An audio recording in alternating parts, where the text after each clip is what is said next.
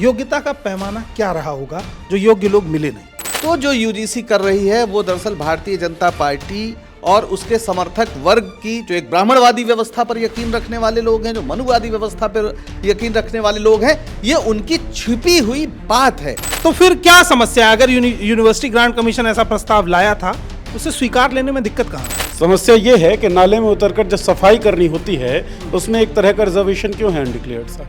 समस्या ये है कि समाज के जितने भी तबके हैं उन तमाम लोगों के लिए स्थितियां समान क्यों नहीं है। दरअसल ये एक प्रयोग है कि आप एक ड्राफ्ट ला के देखिए और समाज की नब्ज टटोलिए कि समाज इसको कैसे देख रहा है, उसको स्वीकार कर रहा है या नहीं कर रहा है। जब वो टेस्टर सफल दिखेगा तो उस दिन से डी रिजर्वेशन की प्रक्रिया शुरू कर दी जाए। जेएनयू एक जगह था जहां क्रिटिकल फैकल्टी बहुत विकसित मानी जाती थी, उसको अवसर दिया जाता था, उसको भी इन्होंने शिशु मंदिर बना दिया। शिशु मंदिरों से समस्या क्या है? कि आपने जो बोला अगले ने उसको दोहरा दिया, क्वेश्चन नहीं किया। ये शिशु मंदिर है। अगर क्रिटिकल थिंकिंग खत्म हो जाती, यानी एक सोच के सारे प्रोफेसर, एक सोच का सारा ढर्रा, खतरा क्या है? देखिए, खतरा वही है जो खतरा सदियों से बनाया है। जो 6000 सालों से शोषण दलित समाज पर, आदिवासी समाज पर हो रहा है, खतरा वही है आज भी। और ये अयोग्य किसे बता रहे हैं? जिसके बाप दादा ने देश के अंदर संविधान दिया, डॉक्टर बाबा साहब अम्बेडकर ने संविधान दिया, उसको उस कौम को ये अयोग्य बता रहे हैं। क्या ये भी दर्शाता है कि संस्थाएं भी बायस्ड हो सकती हैं? निर्धारित कैसे होती है दोस्त? सबसे बड़ा सवाल यही है। आपसे मैं एक सवाल पूछता हूँ, अगर महाराणा प्रताप को बचपन में खुरपी और हंसिया देके घास छीलने भेजा गया होता तो क्या वो एक योद्धा बन पाते? नमस्कार, मेरा नाम राघव है और आप पॉलिटिक्स देख रहे हैं। पॉलिटिक्स की न्यूज रूम चर्चा में आज बात यूनिवर्सिटी ग्रांट कमीशन के एक प्रस्ताव की। प्रस्ताव ऐसा जो इस देश के संवैधानिक ढांचे को हिला देने वाला था। प्रस्ताव ऐसा जो इस देश की 80% आबादी के मुंह पर करारा तमाचा था। प्रस्ताव ऐसा जो इस देश के 80% पिछड़े, दलित, अल्पसंख्यक समुदाय के बच्चों को शिक्षा से दूर फेंकने का था। प्रस्ताव दिल्ली विश्वविद्यालय के अंदर ओबीसी, एससी, एसटी की आरक्षित सीटों को अनारक्षित करने का था, जिसके पीछे एक बड़ा सॉफ्ट सा कारण दिया गया कि योग्य उम्मीदवार नहीं मिल रहे हैं।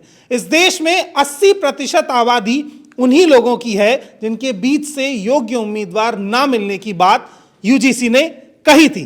हालांकि उसके बाद ट्विटर पर तरह तरह के ट्रेंड चले, सरकार से सवाल किए गए और उस डर से इसका स्पष्टीकरण आया और यूनिवर्सिटी को अपने कदम पीछे खींचने पड़े। लेकिन आज की चर्चा इस बात पे कि किसी संवैधानिक संस्थान में ऐसी सोच कैसे पलती है, कैसे फलती है, कैसे फूलती है। हमारे साथ संदीप हैं, नीरज जी हैं, पंकज सर हैं और अनमोल हैं। पहला सवाल आपसे ही पंकज जी, जिस तरह से यूनिवर्सिटी ग्रांट कमीशन ने डी रिजर्वेशन एक शब्द इस्तेमाल किया और कहा गया कि यूनिवर्सिटी से ओबीसी, एससी, एसटी के लिए जो सीटें हैं उन्हें आरक्षित जो हैं अनारक्षित कर देंगे क्योंकि योग्य उम्मीदवार नहीं मिल रहे हैं। योग्यता का पैमाना क्या रहा होगा जो योग्य लोग मिले नहीं? पहली बात तो ये पूरी तरह गलत है कि योग्य व्यक्ति नहीं है। अभी भी दिल्ली यूनिवर्सिटी की एक टीचर हैं डॉक्टर ऋतु कुमारी, अगर मेरा नाम सही है तो, और वो धरने पर बैठी है। वो इसलिए धरने पर बैठी हैं कि उन्हें नौकरी वो कर रही थी, उन्हें स्थायी नहीं किया गया। यानी बहुत से ऐसे लोग हैं जिनके पास पूरी योग्यता है, जो डिग्री मांगती है यूजीसी वो है, लेकिन उनको काम नहीं दिया जाता है। धर्मेंद्र प्रधान जो शिक्षा मंत्री हैं, उन्होंने अगस्त 2023 में संसद में जवाब दिया है कि 42% जो एससी, एसटी, ओबीसी के पद हैं शिक्षकों के, वो खाली पड़े हैं। यानी वो 10 साल सरकार चलाने के बाद ये बात मान रहे हैं कि 7033 पद थे, जिसमें 3007 पद पूरी तरीके से खाली पड़े हैं। सवाल इन्हें भरा क्यों नहीं गया? और इस बीच तमाम विश्वविद्यालयों में ये किया गया है कि पहले क्या होता था कि पूरे विश्वविद्यालय में जो पद होते थे उनमें रिजर्वेशन, जैसे 100 पद हैं तो सबके हिसाब से जो पद हैं उसको आरक्षित कर दिया जाता था। उसको उन्होंने विभाग पर कर दिया। तो विभाग में क्या है कि वो एक ही पद निकालेंगे तो कोई आरक्षण नहीं लागू होगा।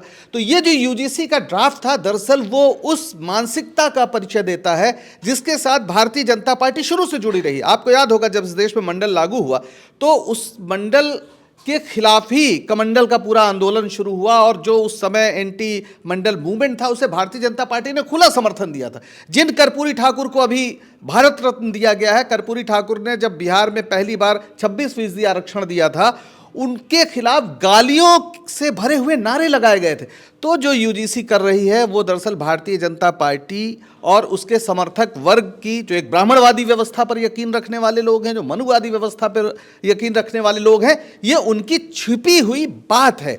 एक चोर था उनके मन में, वो प्रयास कर रहे थे, जो पकड़ गए कि साहब लोग नहीं है तो हम क्या करें। यह खतरनाक बात है और बड़ी खुशी की बात है कि इस देश में जो जागृत लोग हैं उन्होंने इसका विरोध किया और इन्हें ये फैसला वापस लेना। मेरा सवाल नीरज जी आपसे ये है कि समस्या क्या है अगर योग्य उम्मीदवार नहीं मिल रहे हैं और ये कहा जा रहा है कि सीटों को सामान्य कर दिया जाएगा। सामान्य में तो सबके आने की गुंजाइश बनी रहती है ना, सामान्य मतलब ऐसा तो नहीं कि केवल सवर्ण आएंगे।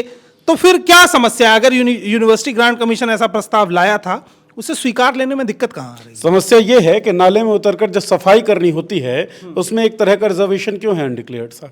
समस्या ये है कि समाज के जितने भी तबके हैं उन तमाम लोगों के लिए स्थितियां समान क्यों नहीं है। जब स्थितियां समान नहीं है तो आपको अफर्मेटिव एक्शन चाहिए होता है। यही बेस था आरक्षण में। आरक्षण के खिलाफ जो मनुवादी आइडियोलॉजी है, पंकज जी ने अच्छे से उसको एक्सप्लेन किया भी है, वो हमेशा से काम कर रहा है। और यूजीसी का जो ये ड्राफ्ट था केवल दिल्ली यूनिवर्सिटी के लिए नहीं, तमाम उच्च शिक्षण संस्थानों के लिए था कि पहले भाई आप रिजर्वेशन के लिए जो पोस्ट है उसको आप डिस्प्ले करिए, एडवर्टाइज करिए, उसके बाद आप प्रोसेस पूरा करिए और उसके बाद आप लिख दीजिए NFS नॉट फाउंड सुटेबल। और जब नॉट फाउंड सुटेबल आप लिख देंगे उसके बाद इन सब पदों को डिजर्व कर दीजिए, मतलब इस पर रिजर्वेशन अप्लाई ना हो। तो दरअसल ये क्रोनोलॉजिकली समझने वाली चीज है कि 80% जो जनसंख्या है, जो आप शुरुआत में बात कर रहे थे, उसमें योग्यता की कमी है, योग्य उम्मीदवार नहीं है। अगर नहीं है 75 सालों में 80% लोगों में अगर आप योग्य उम्मीदवार नहीं सृजित कर पाए या योग्य उम्मीदवार नहीं है तो आपको सोचना चाहिए कि किस तरह का समाज आपने बनाया है। आपको लेकिन नहीं, एक नैरेटिव तो ये भी है ना नीरज जी, नैरेटिव ये है कि अगर 20 सीटें हैं, 100 आवेदन आए हैं, तो टॉप 20 लोगों का चुनाव किया जाए जो पढ़ाने में सर्वश्रेष्ठ हैं। उसमें शिक्षा में बेहतर पढ़ाई मिले वो जरूरी है कि आरक्षित उम्मीदवार आके पढ़ाए वो जरूरी है। टॉप 20 लोगों को तय कौन करेगा? आपने जिनको स्कूल ही नहीं जाने दिया, जिनके पास अवसर ही नहीं था पढ़ने का, जो तमाम मुसीबतों को झेल रहे हैं सामाजिक स्तर पे, स्कूल में जाते हैं या कॉलेजेस में जाते हैं तब उनको जातिवादी शब्द झेलने पड़ते हैं, जातिवादी माहौल के वो शिकार होते हैं। रोहित वेमुला इसका एग्जाम्पल है।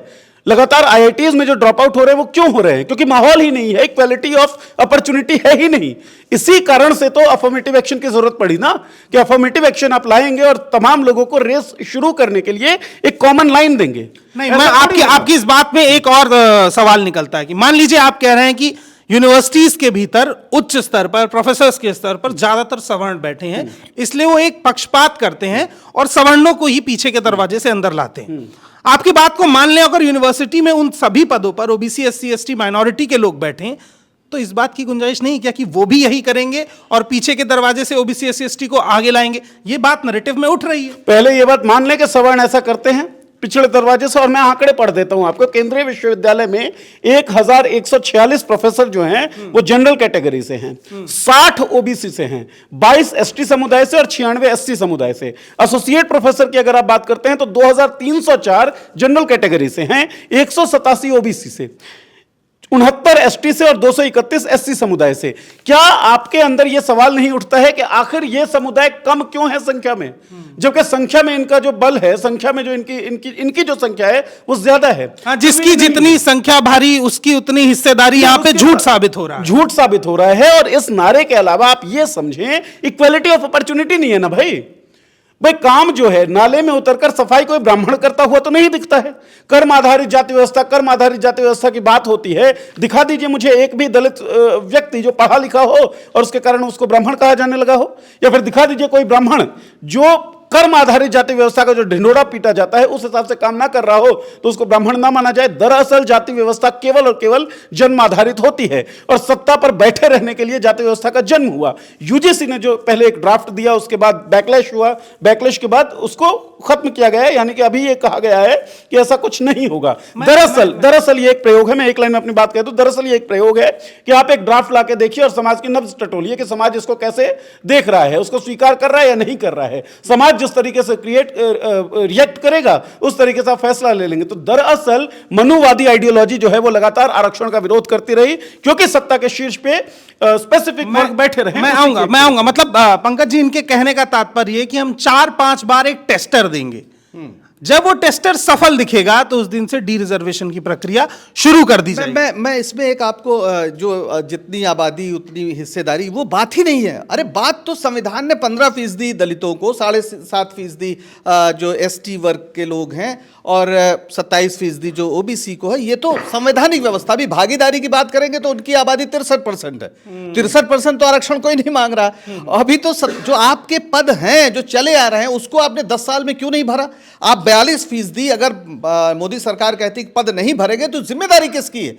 अभी बात आप कह रहे थे ना कि वो योग्य लोग पढ़ाएं। डॉक्टर लक्ष्मण यादव इसी दिल्ली यूनिवर्सिटी के 14 साल तक हिंदी के सर्वाधिक लोकप्रिय शिक्षकों में थे। सर्वाधिक लोकप्रिय, यानी जब उनको हटाया गया तो उनके पक्ष में छात्रों ने जुलूस निकाले, प्रदर्शन किए। उनको क्यों हटा दिया गया?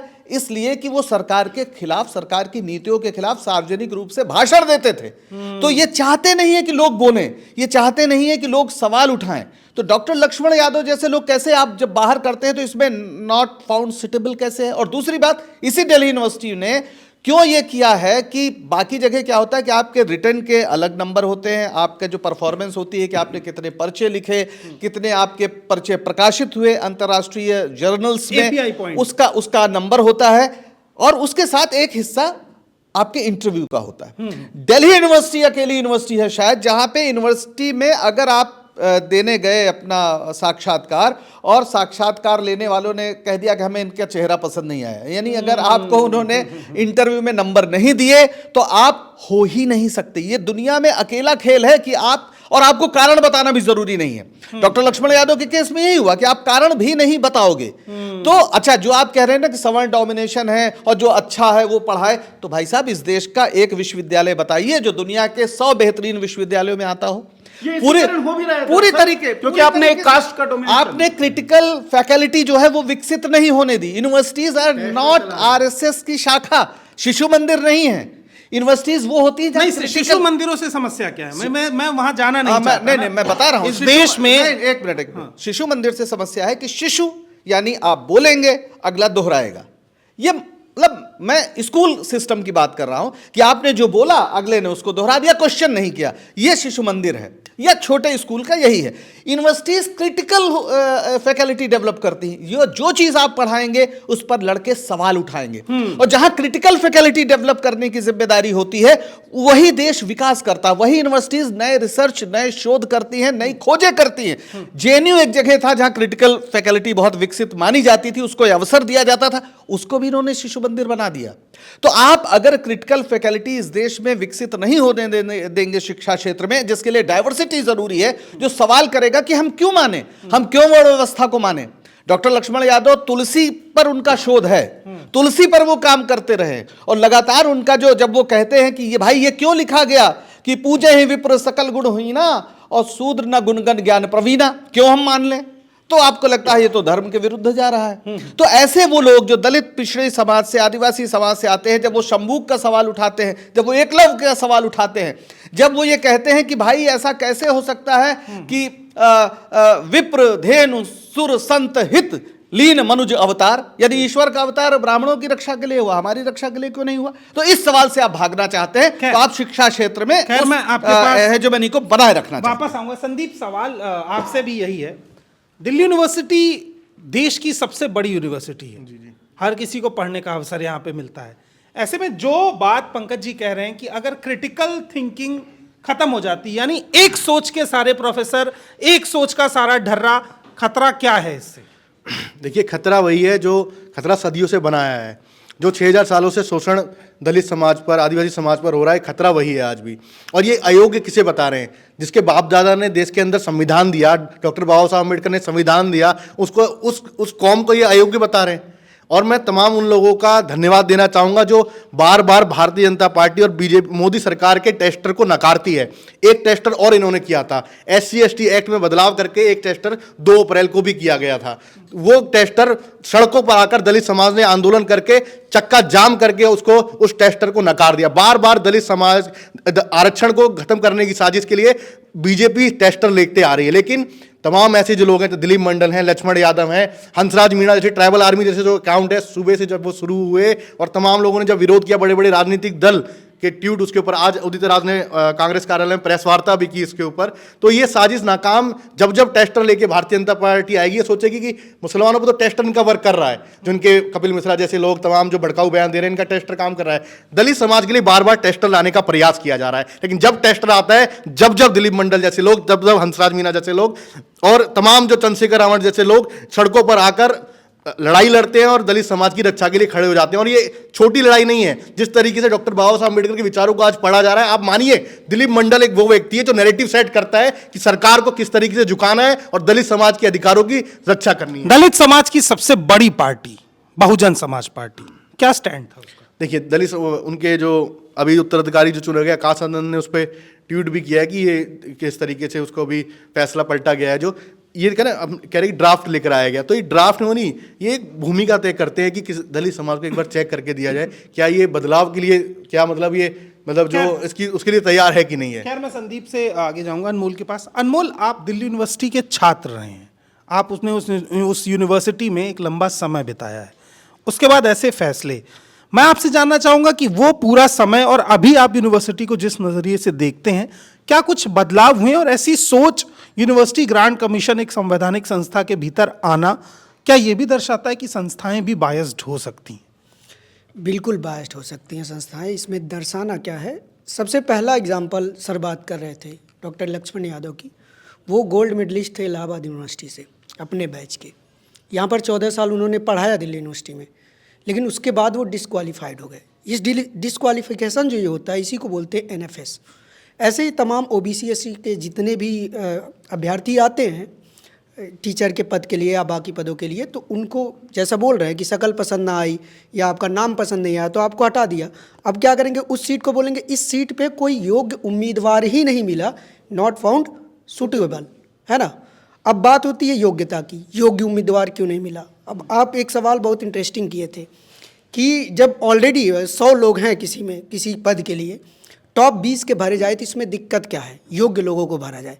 योग्यता का एक सवाल अब मैं आपसे पूछूंगा कि अभी सिलक्यारा टनल में मजदूर फंसे थे, बगल में IIT रुड़की है, जहाँ की 99% जो फैकल्टी है उसमें OBC का कोई नहीं है, SC का बहुत मिनिमम है, ST का तो है ही नहीं। उस जगह पर वहाँ का IIT रुड़की में, यानी कि वहाँ सवर डोमिनेशन के प्रोफेसर हैं, फैकल्टी है और कई सालों से यूनिवर्सिटी चल रही, मतलब IIT संस्थान चल रहा है, उस संस्थान का कोई भी वहाँ काम नहीं आया। वहाँ पे उस सिलक्यारा टनल से मजदूरों को निकालने के लिए ऑस्ट्रेलिया से आपको इंजीनियर बुलाने पड़े उसके लिए। ये है हमारी योग्यता। जिन यूनिवर्सिटी, हाँ, जिस यूनिवर्सिटी की आप बात कर रहे हैं, निकाला रैट, वो क्या कहते हैं, और निकाला लास्ट में किसने, मजदूरों ने, मुसलमान और दलितों ने, रैट माइनर्स ने। रूप से और योग्यता निर्धारित कैसे होती है दोस्त, सबसे बड़ा सवाल यही है। आपसे मैं एक सवाल पूछता हूँ, अगर महाराणा प्रताप को बचपन में खुरपी और हंसिया देके घास छीलने भेजा गया होता तो क्या वो एक योद्धा बन पाते? क्या वो ये योद्धा बन पाते? तो जिस समाज के लोगों ने नाव बनाई, जिस समाज के लोगों ने आपके फर्नीचर बनाए, जिस समाज के लोगों ने आपके लिए बैलगाड़ी बनाई, जो इतना मेहनती समाज है, जो ऑलरेडी बिना किसी कौशल के, बिना इंजीनियरिंग पढ़े इतना कुछ डेवलप किया, सभ्यता की जो विकास का चरण है उसमें इतना बड़ा योगदान है, वो किताबी ज्ञान में पीछे रह गया। क्यों? क्योंकि उसके पास किताब पहुंची नहीं, उसको अनुमति नहीं थी। आप कैसे तय कर सकते हैं कि उसके पास किताब जाएगी तो वो योग्य नहीं होगा? आप समझिए इस खेल को, सिंपल सा खेल है कि अब UGC इस तरह का, अब आते हैं मानसिकता पे, इस तरह की मानसिकता क्यों पनपती है? इस तरह की मानसिकता इसलिए पनपती है क्योंकि ये बार बार चेक करते हैं। अगर आप जब से OBC आरक्षण लागू हुआ यूनिवर्सिटीज़ में, तब से आप देखेंगे कि बहुत सारे विश्वविद्यालयों ने क्या किया, गेस्ट फैकल्टीज़ को बढ़ा दिया, एडॉकिज्म को बढ़ा दिया, परमानेंट फैकल्टी कम कर दिया।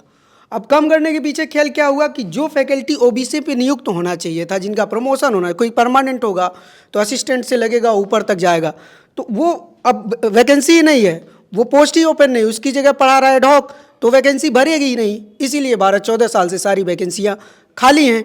और उसके बाद क्या हो रहा है, अब कोई योग्य कैंडिडेट मिल भी जा रहा है तो उसको एडहॉक में वो पढ़ा रहा है, 14-15 साल पढ़ा रहा है, फिर अचानक से आप फिर कह रहे हैं कि सीटें भरी जाएंगी, और जब भरी जा रही है तो जो 15 साल तक पढ़ाता रहा वो अयोग्य हो जा रहा है।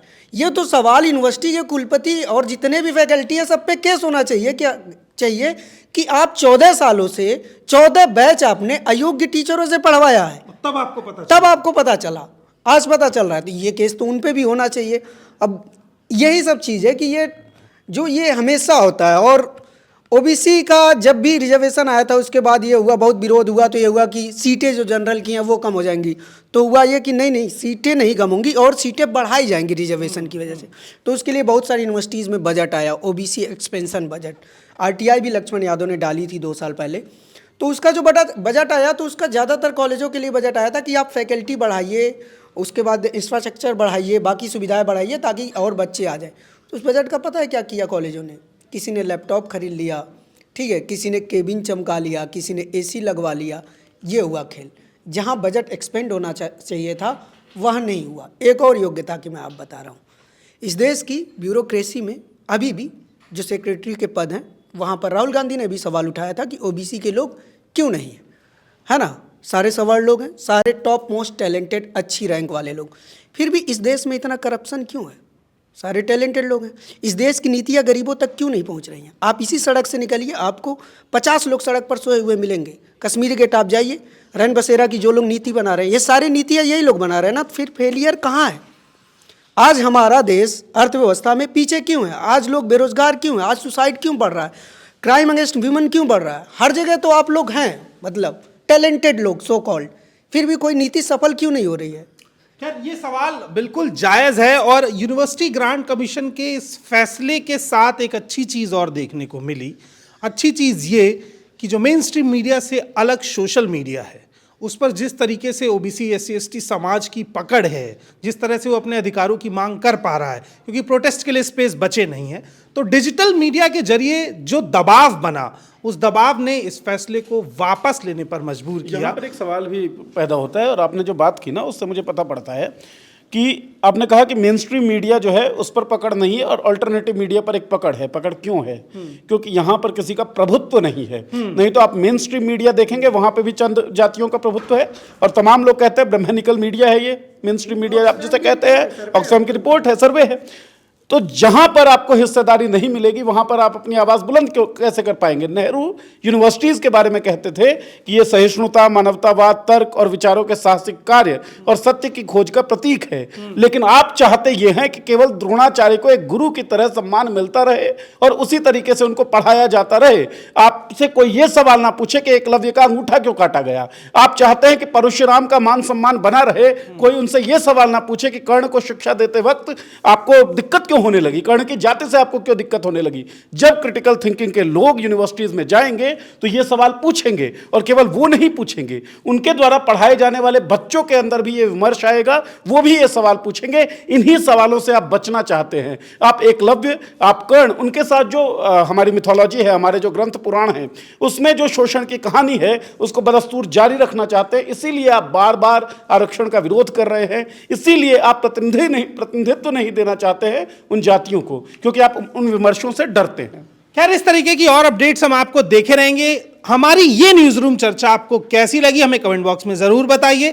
चैनल को सब्सक्राइब करिए, बेल आइकन दबाइए और स्वतंत्र मीडिया की आवाज को जिंदा रखिए। तब तक के लिए धन्यवाद। मिलेंगे अगले एपिसोड में। धन्यवाद।